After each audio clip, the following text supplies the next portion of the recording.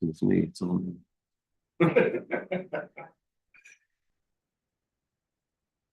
Bye-bye. All right, it's going. Baruch Hashem. Okay, so in the series of the character of Moshiach, we studied last week, about the relationship between Moshe and Moshiach, and how the unique accomplishment of Mashiach is not only will he reveal godliness as Moshe Rabbeinu did, but the world itself will be a vessel for godliness. The world itself will be able to internalize the revelation. So on that same topic, there is a verse in the prophets, one of the more famous verses. After the destruction of the temple, Hashem says, Nachamu, Nachamu Ami, be comforted, my people. And the Talmud explains that the reason why Hashem uses a double expression of comfort is because there are two things we lost. We lost the first temple, we lost the second temple. And because we lost both temples, that's why Hashem uses two expressions of comfort us for both. But the question is this: Hashem's comfort is different to a human being's comfort. When a human being is trying to comfort someone, they can't replace the thing that's lost. So all they're doing is they're expressing their condolences, but they're not replacing what is missing. When Hashem comforts someone, what that means is that Hashem is replacing what was missing. So since the first temple surpassed the second temple, as it says in the Talmud, in Yuma, page 21, that there were 5 things missing in the second temple that didn't have in the first. In the first temple, there was the ark, there was the cover of the ark, and the cherubs on top of the cover. There was the fire that came down from heaven every day to consume the sacrifices. There was the divine presence was manifest in the first temple, not in the second. They had the Kohen Gadol had the breastplate which he would consult Hashem with. There was divine inspiration prevalent in the first temple. All these things were missing in the second temple. So if Hashem is going to give us, not if, but when Hashem gives us the third temple, and Hashem is telling us you should be comforted, so there's only one thing we need to be comforted for. We need to be comforted for what we were missing. What we're missing? We're missing the first temple. The second temple, anyways, doesn't have what the first temple had.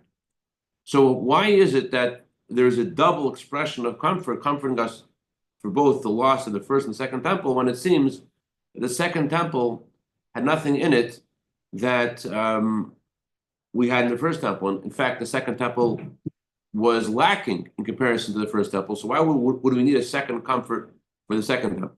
If it was a human being comforting, so then okay, the human being can't replace it anyways. Just offering condolences, there were 2 things that were lost. But Hashem's comfort means he's replacing what's missing. So if he's replacing what's missing, why does he need to give us another blessing? He's going to replace what's missing. The second temple doesn't have anything that the first temple didn't have. The answer is this. The Gemara says in Baba Basra, in the beginning on page 3a, the Gemara says, the glory of the latter temple, of the latter home, will be greater than the first temple. How will it be greater? So there are 2 opinions. One opinion is it will be a higher temple. Another opinion is it was a higher temple. Another opinion is it was longer, lasted longer. That's why it's considered a greater glory. But those 2 characteristics of it lasting longer and being higher, obviously it's not just a physical thing. We're talking about the Beis HaMikdash, a house of holiness. So those 2 characteristics that we see, that it lasted longer, that it was bigger, must be emblematic of something deeper, of something spiritual, something characteristic to what the Beis HaMikdash is, a house of holiness. So what then is the virtue of the second temple, and how is it expressed in the length of time that it lasted and the size of the temple? So To me, it's effective placing the limited amount of time is actually a very good thing. That tells you Chas v'Shalom. The third temple is also going to suffer time limitation. Right. And we know that the temple of the coming of Mashiach is, as the Talmud says, that the coming of Mashiach is analogous to the light of the sun. Other redemptions are compared to candles. The candle goes and it goes out, but the coming of Mashiach is eternal. So yeah, if it's replacing a time that's lacking, it means it's only a few more years. Yes, that can't be what it means. So what does it mean? So Chassidus says the difference between the first temple and the second temple is the first temple is what's called Hamshacham Amayla Lamata. The second temple is Halam Amata Lamayla. The first temple is about divine revelation coming down from above to below. The second temple is about the elevation of the world towards heaven. What does that mean? So we discussed this once a while ago, that there's two kinds of teachers. There is a teacher who gives a student information that's beyond the student. And the student is able to retain the magnificent intellectual masterpiece that the teacher has presented to the student. He's able to understand and he's able to share what he learned. So the teacher can give the student whatever the teacher has, and the student can receive that. But the student cannot, in this process of receiving information from the teacher, he's unable to innovate his own insights in the subject that he learns from his teacher. He's merely able to repeat what the teacher is giving him. When Chassidus gives an analogy of a teacher and student, we're talking about people which are of no comparison to each other. The teacher is in a much higher level than the student. So when the teacher gives the student information, the student is just able to receive what he got. Once the teacher stops teaching him, he can innovate on his own. That's one kind of teacher. A second kind of teacher is a teacher who tries to give the student the tools that the student can learn on their own. So when the student learns how to learn on their own, the student is able to now innovate, the student is able to create. But even after the student, although the student, when the teacher goes away and stops teaching, the student can now innovate. But the innovations the student gives are negligible in comparison to what the teacher is able to give. Because the student and the teacher have no comparison to each other.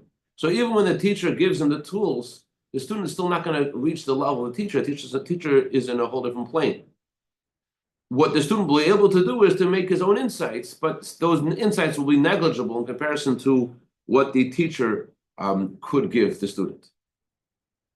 So the first model of teaching, where the teacher is giving the student his own insights, that's analogous to Hamshacham Ma'almat. There is a flow coming from above to below, and it's not changing the student. Versus in the second model of teaching, where the teacher is giving the student the tools to learn, that's called Halam Matal Ma'al. He's elevating the student. This is explanation of the Mishnah Pirkei Avos. Mishnah Pirkei Avos talks about the 5 greatest students of Rabbi Yochanan Zakkai, and it says that one of the greatest students of Rabbi Yochanan Zakkai was Rabbi Lezer and Hurkanus. What was his greatness? Says the Gemara, this Mishnah. He was Beir Suchin Mabatipa. He was like a cistern that no drop would be lost from the cistern, and would be able to retain every drop. And then the Gemara says that if all the sages of Mishnah says that all the sages of Israel would be on a scale, and he would be measured against them, he would be able to outweigh them all. He was greater than them all. Then it continues and says Abba Shaul says there was another sage. Another sage, his name was Rabbi Lezer ben Arach. And he says if all the sages of Israel are on the scale, and he would put Rabbi Lezer ben Arach on the scale too, if you measure all of them against Rabbi Lezer ben Arach, Rabbi Lezer ben Arach would outweigh them all. He was greater than all of them put together, including Rabbi Lezer ben Arach. So on the surface, it looks like they're arguing, but the commentaries say they're not arguing.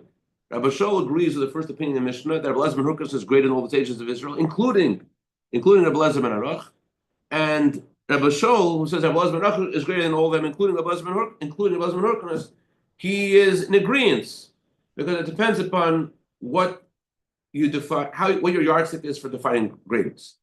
The greatness of Rabbi Lezer ben Arach was that he was able to innovate on his own. The greatness of Lezer ben Hurkanus was he was able to retain and remember and absorb whatever he learned. So Lezer ben Hurkanus, he was analogous to the first model of teaching, where the teacher is giving something and he's able to retain everything, not a drop is missing. But that's all he's able to do. He's able to just receive. The greatest of Lezer ben Arach, tells the Talmud, is he was a Mayin HaMizgaber. He was like a ever-flowing wellspring. He's able to innovate on his own. He's able to give his own insights in Torah. So if we're talking about the elevation of the kinds of insights, who had greater insights in the Torah, who could share with you a more amazing insight of Torah than you would say to Blazer Manarach. He learned from his teachers the greatest insights of Torah. The ideas that he would share were higher ideas. But if we're talking about who is a greater scholar, Elazar ben Aruch is a greater scholar. He can innovate and he can invent ideas that Elazar ben Hurkas could not. So we're talking about Hamomayla Lamata. We're talking about who has higher ideas. Elazar ben Hurkas. We're talking about who is a higher teacher, who is a higher Torah scholar himself personally. That would be Elazar ben Aruch. So that's these two models of teaching, and the difference that we're making between Elazar ben Aruch and Elazar ben Hurkas are analogous to these two terms Chassidus uses for Hamshachah Mamayla Lamata and Hala Matal. Hamshachah Mamayla Lamata, a divine flow from above to below, is analogous to Elazar ben Hurkas, where there's a revelation, where there's an insight that's beyond. It's a greater revelation, but it doesn't stay. The service of Hashem of tzaddikim, service of Hashem of doing Torah mitzvahs, learning Torah, doing mitzvahs, learning God's wisdom, devoting yourself to God's will. What are you doing? You're channeling divine revelation. You're doing a mitzvah of Hashem. It's God's mitzvahs. It's God's wisdom. You're receiving something which is no comparison to the world, something which is greater than the world itself. But it's not about you changing, it's about what you're bringing. In Torah and mitzvahs, in the service of Hashem tzaddikim, yes, it's a greater revelation, it's a great revelation, but it's not about something which is elevating the world as much as. Certainly, mitzvahs done with physical items. When you learn Torah, you're losing your mind. So there's something of the world changing as well, with your mitzvahs for sure. Then there's a whole other model of serving Hashem. That is the service of Hashem of teshuvah. Teshuvah means, in the simple sense, that you've been disenchanted with Hashem and His mitzvahs, and you're not interested. And then all of a sudden you decide, no, I am interested. I feel bad when I said I wasn't interested, and I want to be closer. So what caused you to change? What really caused you to change is that inside of the soul, inside of the person, there is a desire to be close to Hashem, and that desire never left the person, even when he said he wasn't interested. As the Talmud said, that even a person sins, his soul is faithful to God. So when that soul, when the voice of the soul becomes louder, becomes more impactful, in a way that causes the person to make changes in their life, the person himself is changing. It's not that he is just drawing something from Hashem. He is himself being elevated. He is now allowing the voice which was inside his heart, is the voice of the soul, to penetrate into himself. So he is being elevated. In the service of Hashem Torah mitzvahs, that's analogous to the teacher who is giving you his insights, but he's not teaching you how to learn on your own. You're just drawing down revelation. You're just drawing down his insights. You have very lofty ideas. You're doing Torah mitzvahs as God's insights, God's wisdom, God's will. But when you do teshuvah, when you come close to Hashem on your own, here you're revealing your own connection to Hashem. Here you're being elevated. So this is the difference between the first temple and the second temple. The first temple, the Jewish people need to be righteous, need to be holy, need to be on the highest level. God lift me day. Smacked it. Continue. So the Talmud says that the Jewish people during the time of the first temple, they were analogous to tzaddikim. How do tzaddikim serve Hashem? Tzaddikim serve Hashem by revealing godliness in the world. They are perfect vessels for godliness. Just like an esrog or a pair of tefillin is a vessel for godliness, so too, tzaddikim, they channel Hashem's light, as it says in the Gemara about Moshe Rabbeinu. He was like Aspaklari Hamila. He was able to see godliness in a clear. Actually, Rabbi Yazov taught me the translation of Aspaklari Hamila, Aspaklari She'enim Mila.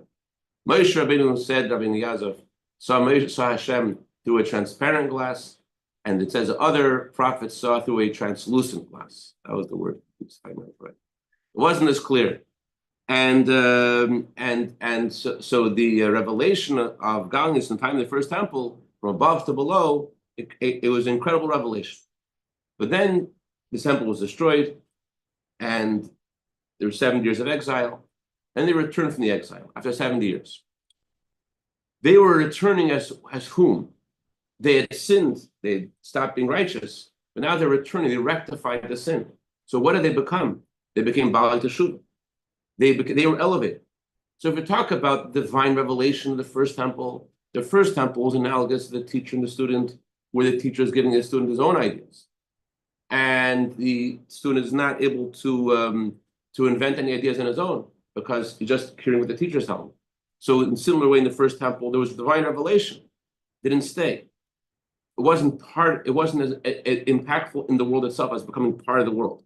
The second temple was analogous to a teacher like Rabbi Yazov, who taught me not just information, but taught me how to learn. So that allowed me to learn on my own. So in the second temple, the divine revelation was more in the space of the world. What is it? What is the parameter of the world? What is the world?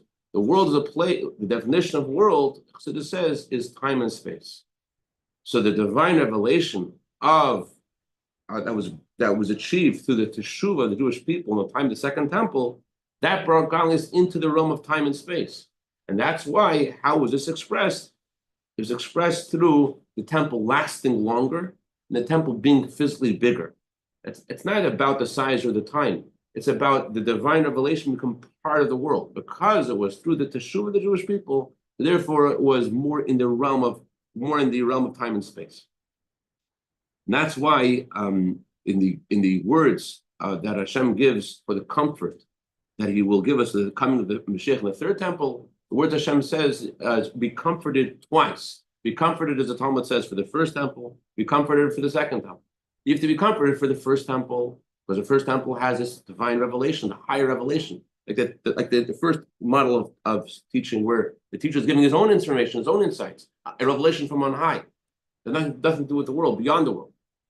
On the other hand, the advantage of the second temple is that it was part of time and space. It was more connected to the world. So the third temple is actually called, as I've emphasized so many times, a triple temple, because the third temple will not only have the virtue of the first temple, will also have the virtue of the second temple. Will not only be this great divine revelation, but the revelation will be in time, in space, in the world forever. Let's explain something else.